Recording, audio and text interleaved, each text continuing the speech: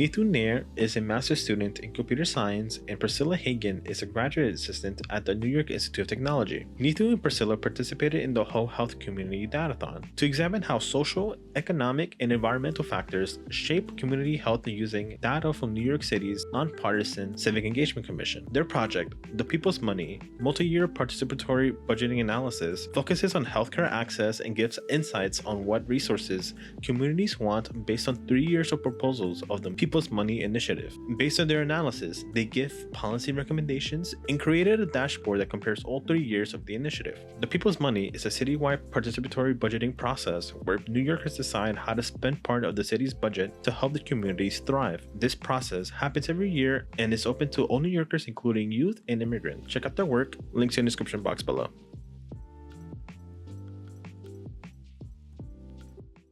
Hi, my name is Priscilla Hagan, and the purpose of this demonstration is to walk you through the analysis that my team did.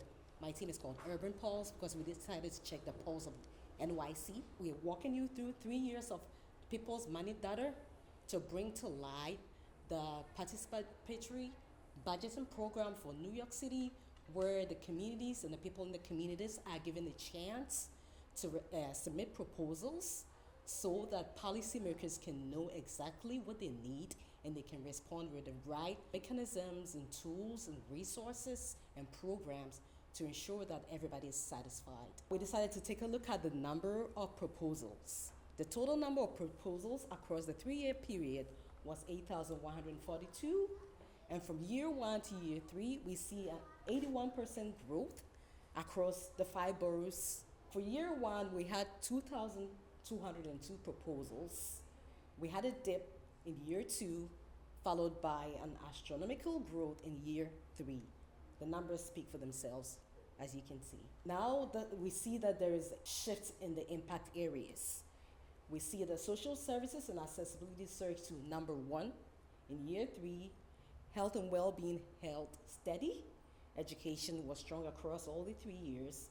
Arts and culture and public safety showed stable shares, and education and workforce development had the highest co-occurrence. We also have the geographic distribution by borough, and we see the year and over year growth across the boroughs. This is mostly year 3 proposals by the boroughs.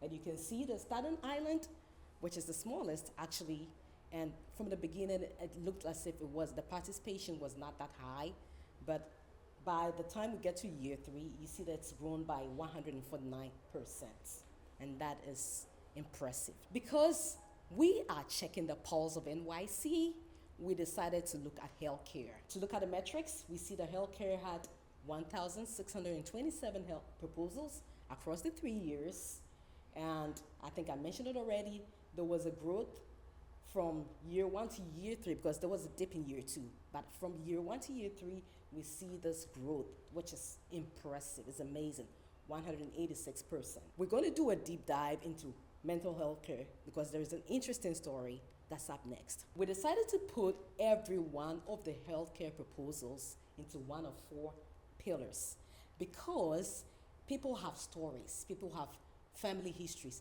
There's areas of health that impinge on people's lives more than others. And there's people, like I said, people already have stories. Maybe in your family, there's been challenges with mental health, so that's the particular area that you're interested in. So we put it into 4 pillars. We have mental and behavioral health, food security and nutrition, physical activity and wellness, and general and physical health. Now you can see with mental and behavioral health that there was a growth from 14% to 38% across the 3 years. Food security also showed an uptick. Physical activity and wellness grew 8-fold across the 3 years. General and physical health, you see a decline, meaning that people are focusing more on what is more structured, what is more nuanced, what is more specific, and what touches on their specific lives. And we can tell that it's strongly mental and behavioral health. Now, mental health is the defining trend, as I mentioned earlier. So 14% to 38%. What is happening? Communities are asking for therapy access and counseling, support groups, and peer networks. crisis intervention infrastructure, substance abuse programs, youth mental health services, and recurring community-based provision. And nearly all mental health proposals require expense funding, not capital. So policy must prioritize staffing and service continuity. We saw geographic healthcare patterns emerge. Looking at the Bronx, it led the healthcare proposals, which means that policymakers should take a look at that, investigate, and see why it's leading and what they can do to help the community members have access to better health care to better their lives. Queens notably had higher food security share.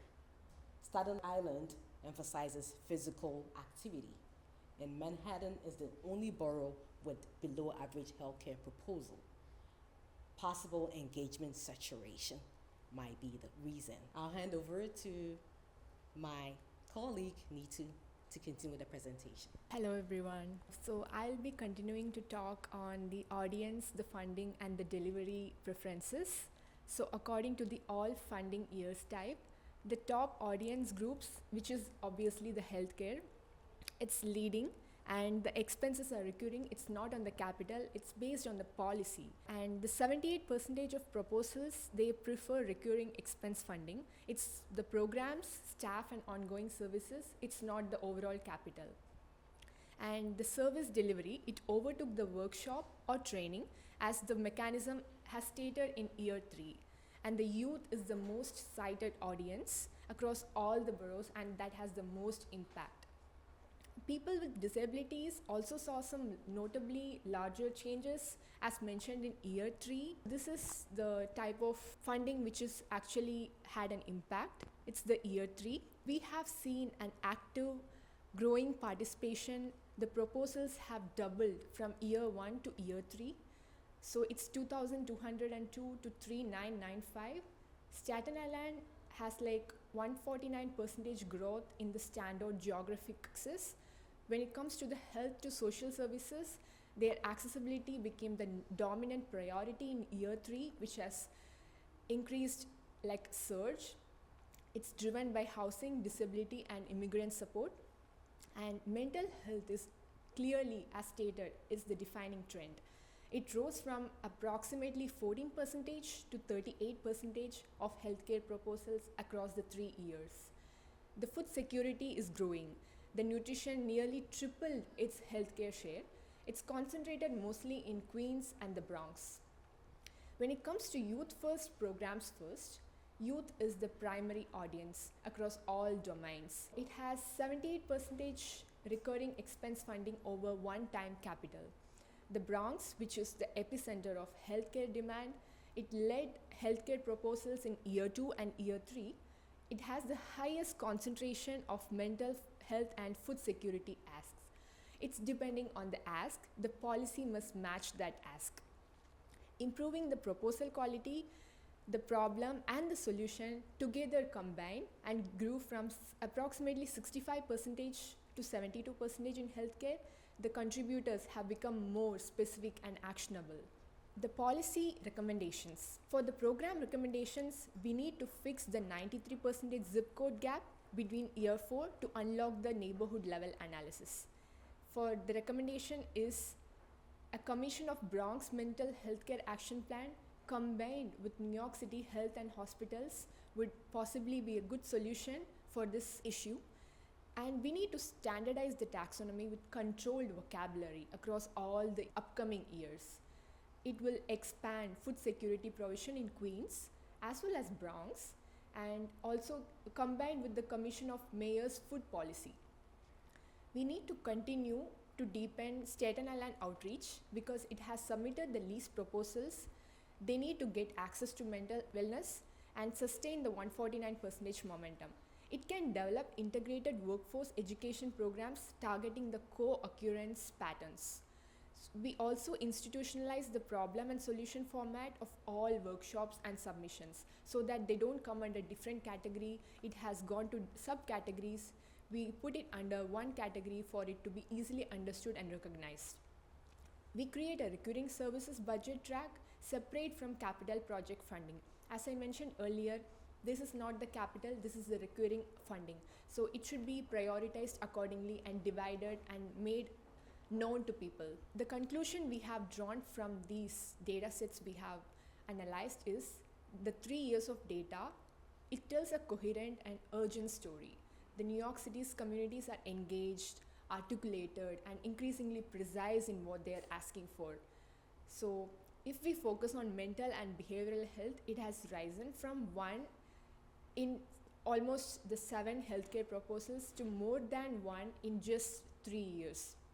The social services and accessibility has displaced health and well-being as the city's broadest civic concern. The food security is growing as a shared health issue, especially in Queens and Bronx, where they need to focus more on food security issues. Across every domain and across every boroughs, communities are asking for sustained recurring programs centered on youth. From the 8,142 proposals, we have represented a rare, direct channel from community lived experience to policy deliberation. The communities who participated deserve a response with the clarity of what they asked for. The suggestion I recommend is, if the New York City healthcare action together with the Bronx mental health plan would possibly be a proper solution for categorizing the healthcare access and mental wellness to boroughs which are not getting proper access. This is the demo. We have collected the people's money data of year 1, year 2 and year 3, 3 overall years, and we have loaded together by default and created a web page so that it auto analyzes the dataset comparison, and it shows the year 1, the matched proposals and the total records, the match share, delta versus the prior year, how much decrement or increment has it gone through, and the healthcare rows which are matched. We can even replace it with custom datasets or override with some custom video to analyze the datasets before even submitting the proposals. As you can see, the matched proposals are 4,348, the total record is 8,142, and the growth rate has increased to 84%. It has changed from the earliest matched year to the latest matched year. The strongest year as indicated is the year 3. It has the most proposals and it's the peak year.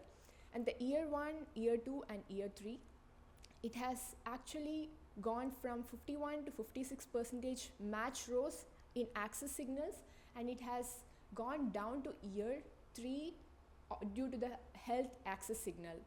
And the signal here moves from the trend pulse. As you can see, the chart clearly shows the healthcare related proposals. It's a broader volume. It's increasing from year 2 to year 3, and the most access which people need is the healthcare access, and then comes the mental wellness. According to the geographical signal, Brooklyn has supported and submitted the most proposals, and they are leading and they are the strongest. Then comes followed by Bronx, Queens, Manhattan and Staten Island. Staten Island has submitted the least proposals. We need to focus on Staten Island's proposals category combined with the Joint Commission so that they can analyze those data sets and they can give proper access to Staten Island community. These are the voice of the people, the real voice. So it bridges the gap of technology for seniors. It not just for youth sanitation and health plan. It stops the world hunger, and it jazz the social club and live music for seniors, more ESL classes in Woodhaven, programming for perks, fire safety and education. What problem we can solve is the CPR training. It's needed in the community. It's important to solve because it's relevant for the community. And this is a run, don't walk community. So the Staple Houses, Staten Island, and more of its training is needed. We can suggest free CPR training and education program for residents, including youth. That would definitely help the residents of New York City Borough benefit from the idea. Thank you.